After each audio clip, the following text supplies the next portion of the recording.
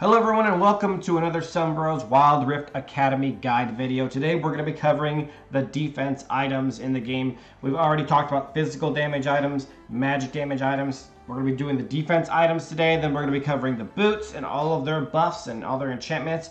Then we'll be talking about runes and all that stuff. So keep an eye on the series as we keep putting out videos. We're going to be doing, guides on playing each and every position.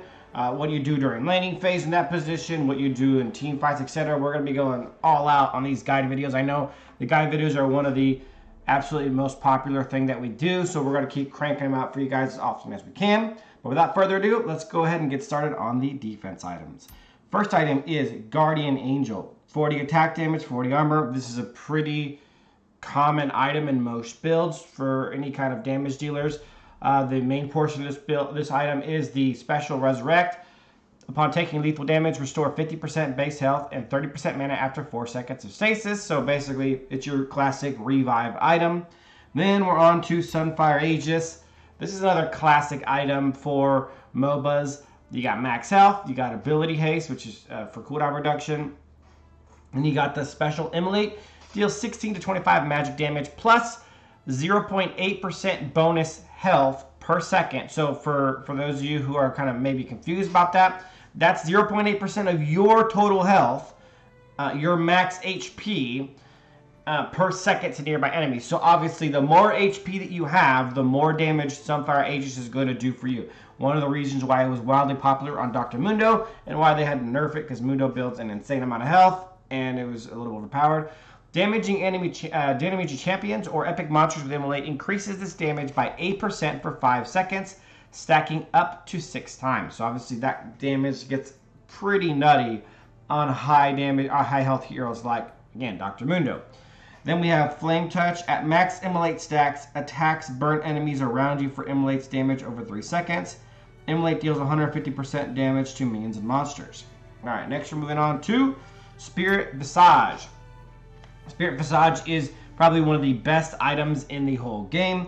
We've got 350 max health. We've got 100% regen. We've got health regen. 45 magic resistance, so it's one of the better magic resistance item in the game as far as how high it is. Let's check the notes. Spirit Visage is the highest magic resist item in the game, tied with Force of Nature. We'll talk about that later. And the health that Spirit Visage has, 350. Sorry, I'm getting off track here. 10 ability haste for the cooldown reduction, and the special Blessed, increasing all healing, regen, and drain effects on yourself by 30%. So if you're, obviously, this is kind of a staple item for tanks.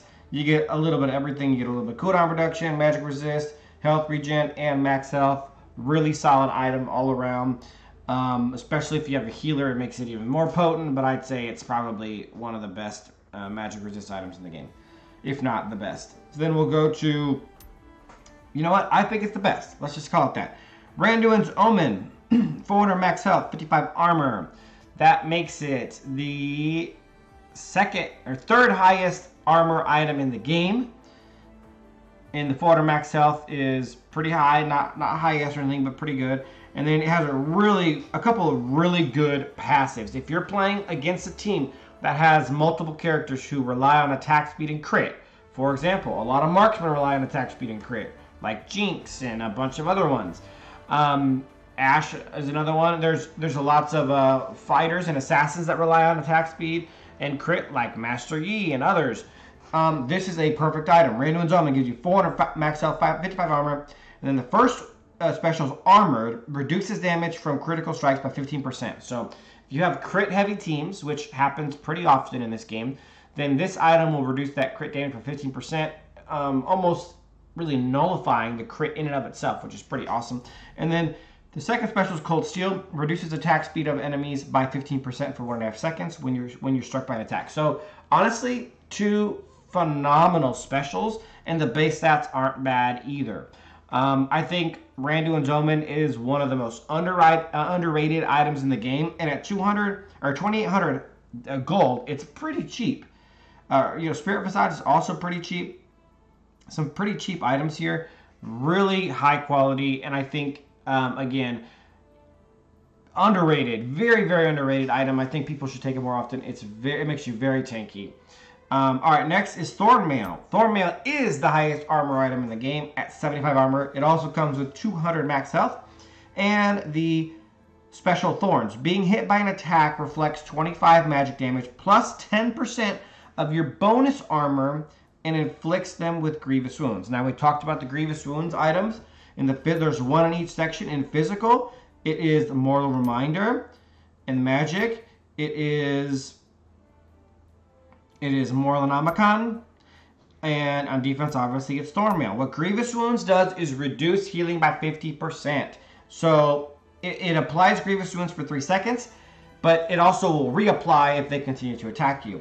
And mobilizing enemy champions also inflicts them with Grievous Wounds for 3 seconds. So if you immobilize them, which includes knockups, knockbacks, stuns, roots, then they're going to get hit with Grievous Wounds. Or if they attack you, they're going to get Grievous Wounds. Now, I want to explain a little bit more the upper portion of the Thorns special.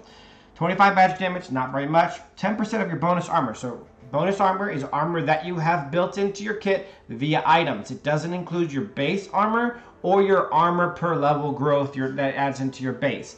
So that could potentially not be very much. If you're not going all out on armor, you could potentially only be building, like with this one item Thornmail, you'd have 7.5 extra damage. So you're talking about going from 25 to 32.5 damage. Obviously, you're probably going to have a little bit more damage than that, but not a lot more. Building a lot of armor is actually not a good thing because of diminishing returns, and we'll discuss that on a completely separate video where we discuss diminishing returns and what that means and how it can affect your builds.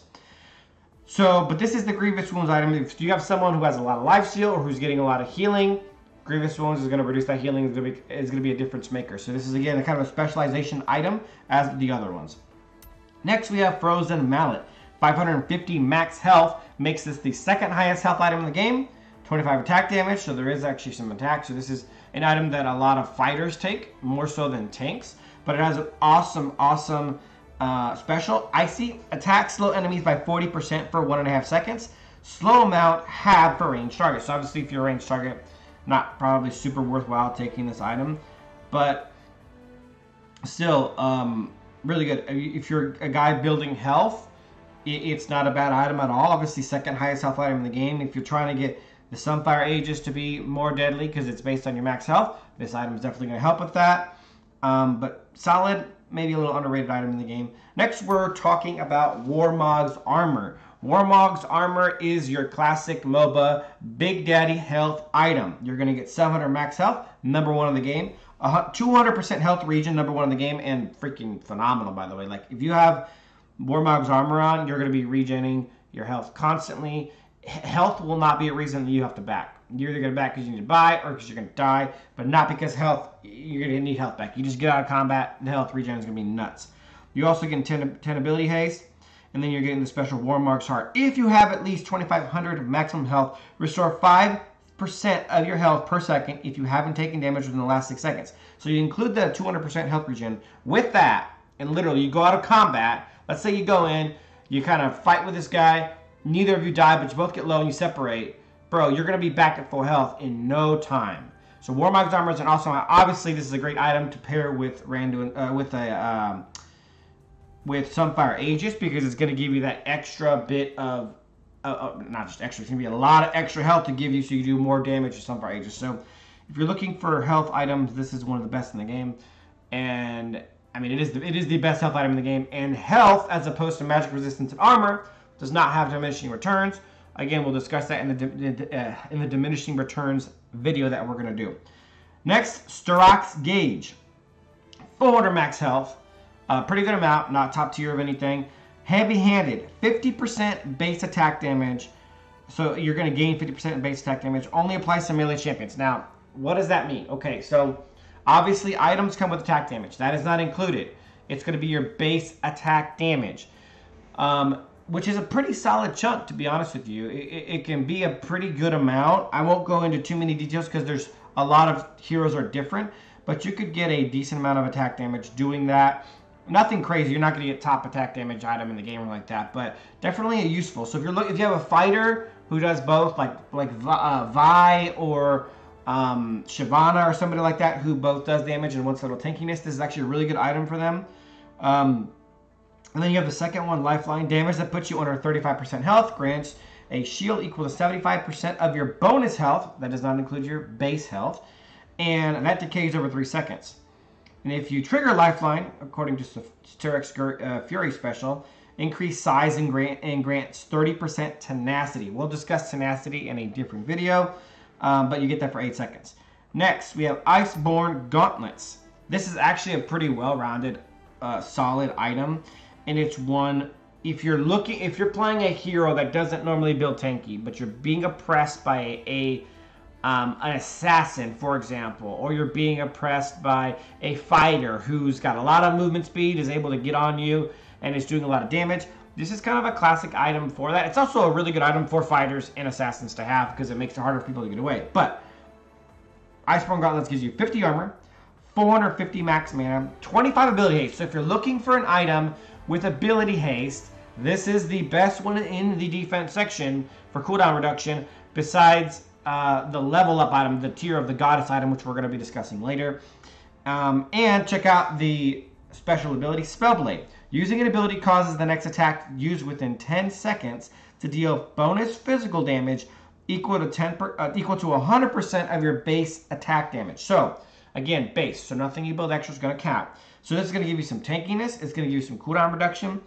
And then it's going to give you some extra damage. Now, but this is the best part of it. It also creates an icy field for 2 seconds that slows enemies inside by 30%. And armor increases the size of the icy field. 1.5 second cooldown, not very long, and damage is reduced versus structure. So when you hit an ability, the next auto attack that you use is going to slow a target by 30% in a pretty decent sized circle. The more armor you have, the bigger the circle gets, and it's going to do a pretty decent chunk of extra damage. So like I said, this is an item, if you're having problems with people getting away, you want to kite them a little bit better, 30% slow will help you kind of kite to kind of get away from bad situations. Or if you're on the other end and you're trying to kill people and they're getting away from you, the slow may help you and the extra damage may help you to secure that victory. So a very, very solid item, which honestly very frequently goes on tanks, fighters, all kinds of people. Now here is the caveat to this item. We discussed this before, but we're going to discuss it again. Special abilities on items with the same name do not stack. Okay, so the special ability is called Spellblade. If we go over to a pretty popular item for fighters, Trinity Force, you'll notice the ability Spellblade. You will not get both of these items to proc. Also, Magic has one. I believe it's Lichbane, Spellblade. There's actually more than that, I believe. I don't really want to go through all of them, but there's multiple items with the special Spellblade. So, you cannot stack it with Trinity Force, which actually hurts the ability for this item to be taken on a lot of fighters because Trinity Force is a really powerful item in and of itself. Keep that in mind, but if you need slow, you need some tankiness, you want to do some of that extra damage, this item is not bad for you. Next, Dead Man's Plate. 300 max health, 50 armor, so kind of your classic armor health item. First one is Relentless, 5% movement speed. Next is Momentum. Moving builds momentum. There's a lot of items that have momentum. I believe that's what static shit. It's called Energize. So they have some different names on here. Energize is for rapid fire cannon as well. So they have different names, but keep in mind it's the same basic concept. Moving makes it get bigger. Moving up to it grants momentum, granting up to 50 movement speed at 100 stacks. So when you get to 100 stacks, you get movement speed. Attacking removes all momentum. Stacks decay when movement is impaired. And then you get the second part, which is Crushing Blow. Attacks deal up to 100 bonus magic damage based on momentum removed. Melee attacks with maximum momentum slow by 50% for 1 second. So if you gain full momentum and you're able to attack before you get stunned, or as it says here, it decays when movement is impaired. So if you get slowed or stunned, it's not going to be helpful. But when you get to max stacks, you're going to be able to do extra damage, 100 bonus match damage, and a 50% slow. So pretty solid item overall. Next we're going to Abyssal Mark. 300 max health, 40 magic resistance, 300 mana, and 10 ability haste. This is kind of a jack of all trades item. A lot of good stuff on there. Eternity, restore mana equal to 15% of the damage taken from champions. And regen, health equal to 20% of mana spent. Capped at 25 health per cast. Abyssal, nearby enemy champions take 15% bonus magic damage. So who's going to be building this? I'm glad you asked. The people who are going to be building this are support tanks. Some top people might want to build this. I don't think it's nearly as helpful, but support tanks are going to be getting mana, magic resistance, health, ability haste. So if you have like a mage assassin jungler and you have a mage in the mid lane and maybe you have a mage support like Seraphine that does a pretty good amount of damage, you might have 3 magic damage dealers on the other team. This is a really good item to build for the magic resistance. All the stats are super helpful, and being able to restore mana, super helpful, and then being able to restore health as you spend mana, super helpful. So for a support tank, it is kind of an item that every single bit of this item is useful to a support tank. So pretty great. Then we have Zeke's Convergence. I think this is one of the more underrated items in the game. So we got 40 armor, 40 magic resistance, 150 max mana, 10 ability haste. So if you're asking yourself, how many items in the game give both armor and magic resistance? Well, the answer is 1, and that is Zeke's Convergence. It also gives you some ability haste for cooldown reduction. It gives you some max mana. So pretty well-rounded item in and of itself just from the base stats. But I think that the actual specials are really underrated. First, we have Heartbringer. Casting your ultimate surrounds you with a blizzard and ignites a nearby ally's attacks for 10 seconds. Your blizzard slows enemies by 20%, and your allies' attacks burn for 30% bonus magic damage over 2 seconds. Prioritizes highest attack damage ally. So, again, this is a item that obviously will be used really well by support tanks, but I think it can also be used by tanks playing in the jungle like Malphite, or tanks playing in top lane like Malphite and Mundo and others. So, on the other side, the second piece of that is Frostfire Covenant. Your blizzard ignites if it slows a burning enemy, dealing 40 magic damage per second and slowing by 40% for 3 seconds. So your blizzard ignites if it slows a burning enemy. So remember, the burn is the person your ally is attacking. So it's going to choose the highest damage ally near you. When that person attacks, it's going to cause a burn. When that person takes a burn, then it's also going to deal 40 magic damage per second from you. And it's going to slow them by 40% for 3 seconds. So what ends up happening there is you ult in. Let's say you're Malphite. You big, bam, boom, ult. You've knocked up several, let's say 3 of the enemy champions. Your highest damage ally is going to then be getting extra bonus damage. And then you're going to be doing extra bonus damage. So they're actually taking, every second they're going to be taking damage. So on a guy like, for example, Dr. Mundo, who's regenerating health, who has his burn around him, who's got Sunfire Aegis, and it's just on burn on burn on burn on burn, it's going to be pretty nutty. And then on top of that, when your highest attacking ally damages somebody, well then they're going to be slowed 40%, and instead of the 20%, and take extra damage per second. So it's literally, I think it's a pretty underrated item. You get a base level armor, magic resistance both, and then you get all the bonuses on top of a little bit of mana and a little bit of ability haste. So pretty solid item. Next, we got Protector's Vow. And here's where we get to some support tank items. 350 max health, 40 armor, 10 ability haste, your basic armor, health, ability haste item, and a special protector. Raise your guard when next to an allied champion. If you or your allied champion takes damage from a champion, monster, or turret, both of you receive a 125 shield, plus 20% of your bonus health, plus 15% of your bonus ability power, and 20 movement speed for 1.5 seconds. So basically, you're going to get a chunky shield that obviously flexes the amount based on your bonus health and ability power, and you're going to get movement speed for 1.5 seconds, 30-second cooldown. So it's going to basically just help your team survive better. It's a pretty solid item. It's really good in lane. As a support tank, it's probably one of the best or better first items to tank as a support tank. So pretty awesome. Now we're on to Winter's Approach, which is the Tear of the Goddess item for tanks. And I actually really like this one. I think it's pretty cool. So we did a little bit of testing on this before the video to see what the end result would be, but we're gonna go through it. 350 max health, 500 max mana. So a heavy mana using tank obviously will make good use of this. 10 ability haste. And then it grants ability haste equal to 1% of max mana and refunds 15% of all mana spent. That's the first part, all. Then we have mana charge. Increase max mana by 8 every attack when mana is spent or when taking damage from champions, epic monsters, or towers. Caps at 700 bonus mana, transforming Winter's Approach into full Fimbulwinter. And obviously, as always, it can only trigger 3 times every 12 seconds, and you may only carry one Tear of the Goddess item. As we talked about before, Tear of the Goddess exists in all sections. It's mana, immune, and physical. And in the magic section, it is Archangel's Staff. And of course, it is Winter's Approach. Okay, so what does it look like at full build? 350 max health, 1200 mana because you've got that 700 bonus, 10% ability haste, but ability haste is granted to equal to 1% of the max mana. So what does that look like at full build? We did a couple tests with a couple different tanks, and roughly what you're going to be getting at max build from just this item is going to be around 40 ability haste. So you get 40 ability haste from this item. You're probably going to be getting ability haste from some of the other items in your build.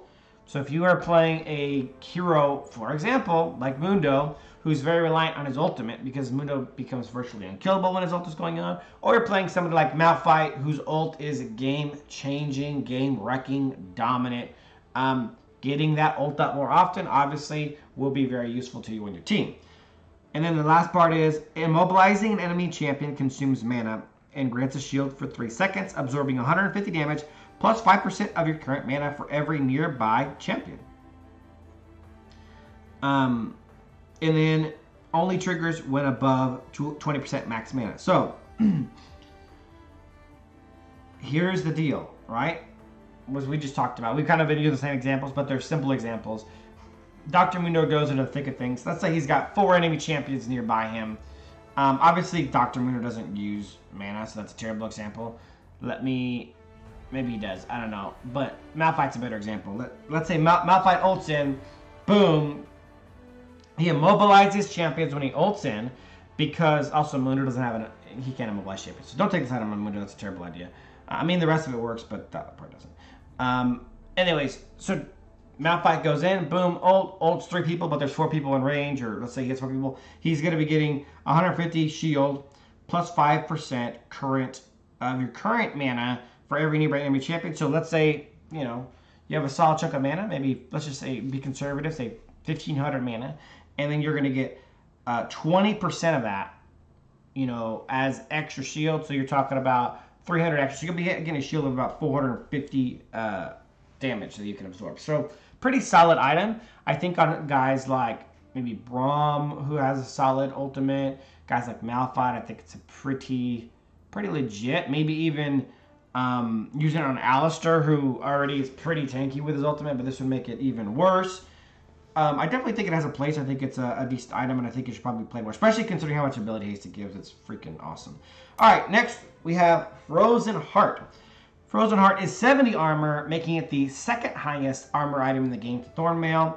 Now, Thornmail is, again, the niche specialized Grievous Wound item, so this is actually the highest armor item in the game that isn't a niche item. You get 70 armor, 300 max mana, 20 ability haste, and then Winter's Caress reduces the attack speed of nearby enemies by 15%. So that's actually cool. So one of the differences, we talked about Deadman's Play, talked about Randu and Zoman. Reduces the attack speed of enemies by 15% for 1.5 seconds when struck by an attack. So the enemies have to be attacking you in order for their attack speed to go down. On the flip side with Frozen Heart, it's just nearby enemies.